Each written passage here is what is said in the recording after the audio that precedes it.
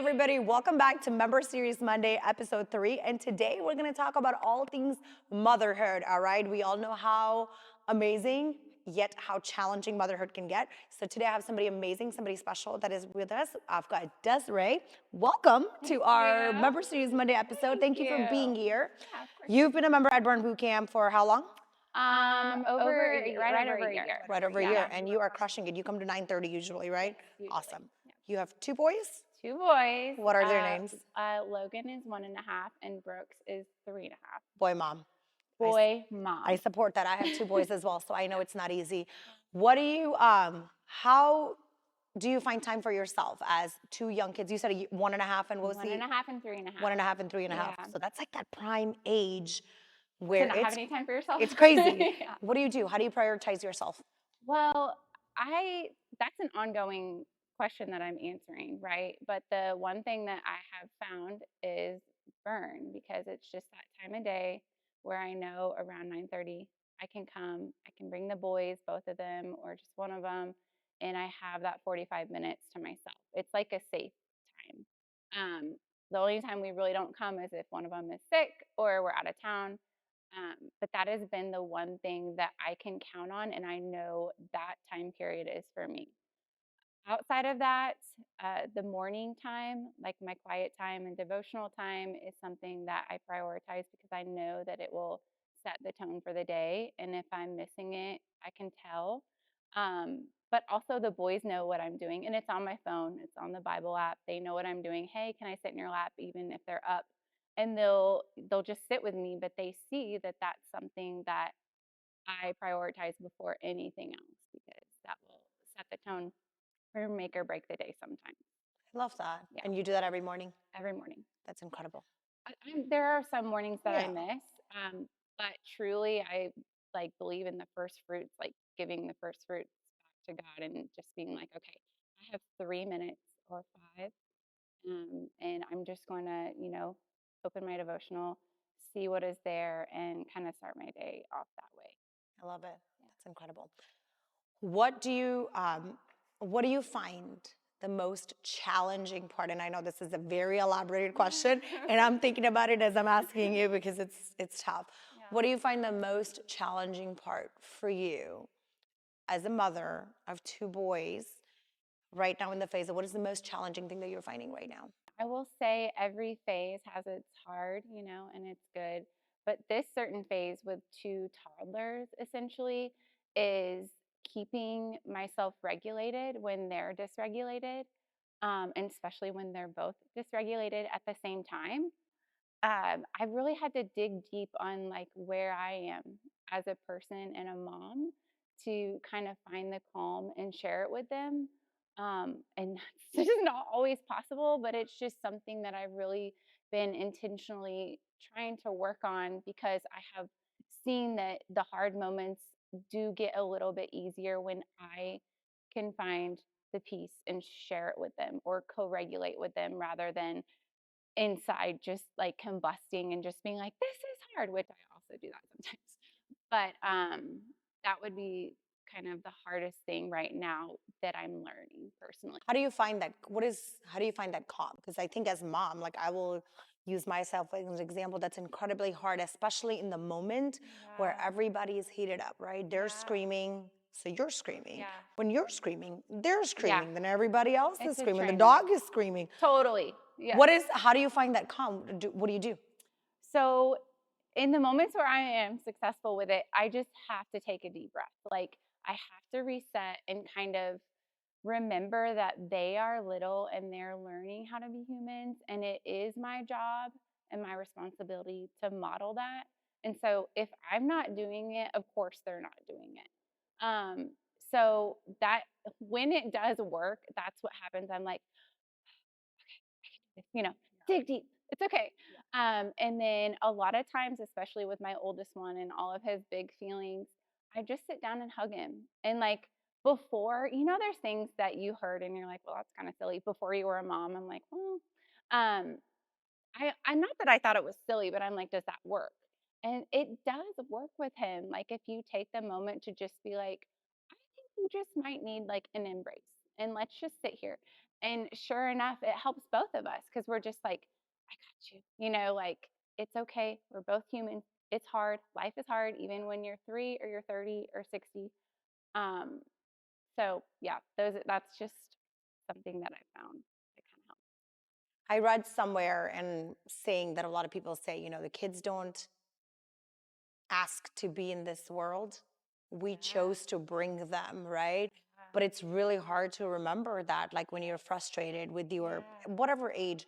I mean, 3.5 and year and a half is not the only age that Right. every stage of what's the word I'm looking at? Every stage age has frustrations. Totally. It Yes. comes with, and I feel like as a 40-year-old, I struggle with my feelings and my Yeah. emotions. I cannot even imagine, but that's Yeah. hard to connect together Yeah. when you're all kind of heated up. So I Yeah. love that. Take a deep breath, take a moment, give a hug. My Yeah. boys are like that too, but who gives you a hug when you're heated up? Well, Right? That's like, I yeah. always wonder, I'm like, we're giving hugs to Totally. everybody. Who gives you that hug that you need? That is, I'm like, in my mind, I'm like, well, my husband, but he works a lot. Like, he's not always there. And you know what? Sometimes we're like dysregulated together. So we're not giving each other a hug. But I do think that that's a great question that I have to keep in mind is I won't always get that hug, right? So like I may be the only person in the room that is giving out the hugs often.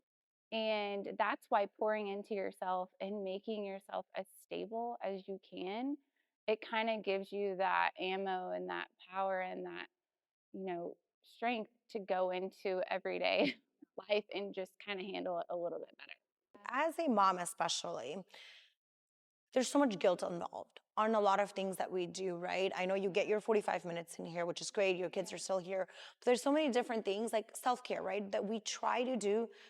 I don't know why, but it comes with guilt. Do you feel that way? Like, I know I've talked to so many moms, right? Our gym Yeah. revolves around moms. Yeah.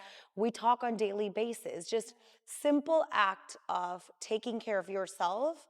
Not that anybody else is telling us that you should feel guilty, but as mothers, that's kind of what we do. How do you handle that? And I wrestle with that all the time. But truly it is if I'm feeling guilty, it's kind of like do the check boxes in your head.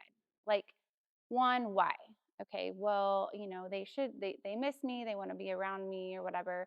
Like if I'm going to dinner with girls and they're sad that I'm leaving or something like that. But I'm like, okay, will they miss me? Yes. But will they be okay? Yes. And is it healthy for them to be away from me? Yes. And so I do that. And then I'm like, okay, I can go, and feel less guilty. But also, something that I have kind of dug into more mentally myself is that for everything good that you are trying to do for yourself and your family and your life, there is always opposition, right? Like there is I Satan for me. Like I have had to learn like Satan is going to be up against me as I'm trying to be the best mom that I want to be and the best wife that I want to be. So how does that look? Guilt, shame, like just making me feel less than what I am. And so that's why kind of pouring in truth, pouring into myself here, having your awesome trainers, like those words that they say to us in class really, really are needed. And I soak those up because they're right. They're like, this is the only time of the day that you have for you. Like, feel empowered, feel good about what you're doing. And so, all of those things fight against the negativity and those things that are in your mind that shouldn't be. And guilt is one of them, unless you are doing things that obviously you shouldn't be doing as a parent. Like, there's that line. But if you are like most of us doing our best, guilt is not something that you're supposed to be feeling. So one of my trainers, Elizabeth, always tells me that because we talk about this a lot, and she was like, only good parents Yeah. care. Yeah. Like we talk about guilt It's and motherhood, and yes. I'll vent to her, and I'm like, oh my gosh, like I'm not a good mom. And they're like, Yeah. the only good moms Yeah. think they're not a good mom, It's So I so don't know. It was true. just a quote little Yeah. thing that's always just so nice to hear. It's been 3.5 years now. You had your older one. How has that dynamic changed? Because it's a lot. Once you have Mm. kids, the game changes, Yeah, right? it I does. don't think we expect it. Obviously, there's no book, right? Page Right. 45 is how you handle the Yeah, tantrum. it's a shame, but there It is, but it is just a shame. Um, How has that dynamics changed between you and your significant others? Because that's not easy, right? When you involve those kids, Right. how do you guys Totally. maneuver that as a couple? You know, I am an open book, and I feel like the more honest you are with people, the better. And for us, it's been very difficult. Like, we are not the couple that's like, hey, it's been super easy and we got it. And we've been like 100 the whole time. No, it's been very, very hard. Our oldest, we were pregnant and had him during COVID. And only in hindsight can I look back and see how hard that was. Just having our first child during a pandemic where there's all of this fear and all of this isolation, and people can't come and meet him, and people can't come and help us like they maybe could have. All of those things added up for us as a couple. And then we only had each other. So that's the beauty of it, is that we only had each other, but that put a lot of pressure on each of us to be kind of everything. When normally you have a village, like are looking at each other like, who's gonna do it? It's you or me. And so for us, we just like, I mean, there's been some hard times, but I would say number one, Jesus, church, you have to be rooted in something, both individually and together. And then therapy, like I will talk about therapy all day long. I think there is no shame in that game. You need somebody from the outside just being like, hey, you could do this differently, or hey, you need to change your mindset on this. So yeah, Jesus, therapy, and like a really good babysitter are three things that have kind of gotten us back on a better path. Because before we were just kind of like Finding Nemo, like keep on swimming or just keep Yes, swimming. And keep we're like, swimming. when is this going to get easier? And then we're like, oh, we're pregnant. Cool. Yeah. We're just going to have another one, which is such a blessing, but it's just like a lot for a longer period of time, it felt like. Yeah, it's always tough. Yeah. I love how you mentioned therapy, right? I think Yeah. that's so important. I think it's also very under talked about. I think Yeah. the society that we live in, the minute you say, "Oh, we're going to couples therapy," or "I'm going to therapy," it's like, "Oh my gosh, I know. things are going down." I No, like know. that's not what it is. And I wish, and actually, that's one of my hopes here, that we get to talk about those things a Yeah. little bit more Yeah. and tell people that it is okay to talk about it. It is Yeah. okay to do those things, because Yeah. that's how you keep life together. I don't even know if Totally. there's such thing as keeping life together, but yes. Well, there isn't, and that's why you need to go to therapy. It's That's why like, you need to go to therapy, yes. I think just humbling yourself and just being like, I don't have all of this figured out, and I need somebody that has more wisdom or more knowledge or just a level neutral head, Yeah, just neutral parties, sometimes we neutral need them. party, just to kind of like shift your perspective back to what matters, and just kind of get you in a better spot. And you're so right. For some reason, there just seems to be like, um, people don't want to talk about it because it makes them look weak. And I'm like, hey, if someone mentions that they're doing that, I'm like, you're really strong for and like thinking deep down what needs to happen and going and making that step for yourself. I think that it's actually more, I think that's the strong route to go, rather than keeping it inside and just feeling like you have to figure it all out by yourself. And I think that's what we think as moms, right? We Yeah. have to do it all. We have to figure it all out. And if Yeah. we don't do it, nobody else is going to do it. And I Yeah. feel like, for me at least, sometimes I don't, I, not that I don't trust my husband, but I don't. I Yes. feel like I can just do it better. It's Totally. going to get done. It's going to get done quicker, and it's going to be done the way I want it done. So I'm like, I'm just taking it. But why? Right. He's Right. fully capable of doing it. He wants to Right. do it. Right. But, and I so, don't know. I just feel like there's this thing as mothers that we kind of like think of ourselves as more capable than we are, and we think of others as less capable than they are.